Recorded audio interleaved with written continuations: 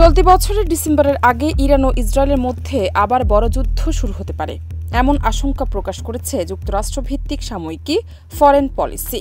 বিশ্লেষকরা বলছেন Israel Tel Aviv থেকে বড় সামরিক অভিযান শুরু করতে পারে। ইরানও হামলার শঙ্কায় প্রস্তুতি নিচ্ছে। এবার শুরু থেকেই তারা শক্ত প্রতিক্রিয়া দেখাতে পারে। গত জুনের যুদ্ধ ছিল কৌশলগত ও ধীরগতির, তবে এবার শুরু থেকেই ভয়াবহ আঘাত হানতে পারে তেহরান।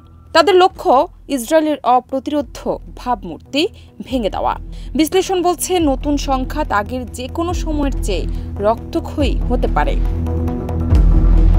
ফরেন পলিসি আরও বলছে প্রেসিডেন্ট ট্রাম্প যদি আবার চাপের মুখে সিদ্ধান্ত নেন তাহলে যুক্তরাষ্ট্র ইরানের সঙ্গে সরাসরি যুদ্ধে জড়িয়ে পড়তে পারে, আর সেই যুদ্ধ হবে ইরাক যুদ্ধের চেয়েও জটিল ও ব্যয়বহুল। গত জুনে ইসরায়েল সরাসরি ইরানের পারমাণবিক স্থাপনায় হামলা করে, তবে উদ্দেশ্য ছিল শুধু বোমা বর্ষণ নয়, তারা চেয়েছিল মধ্যপ্রাচ্যের শক্তির ভারসাম্য নিজেদের পক্ষে টেনে নিতে। এজন্য যুক্তরাষ্ট্রকে চাপও দিয়েছিল। ইসরায়েলের প্রতিরক্ষামন্ত্রী ও সেনাপ্রধান বলছেন যুদ্ধের পরবর্তী অধ্যায় শুরু হবে শিগগিরই। তারা বলছেন ইরানকে নতুন করে শক্তি সঞ্চয়ের সুযোগ দেওয়া হবে না।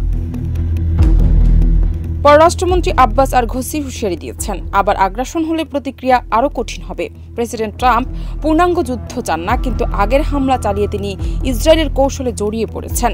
মাত্র 12 দিনের যুদ্ধে যুক্তরাষ্ট্র বড় ক্ষেপণাস্ত্র ভাণ্ডারের 1/4 খরচ করেছে।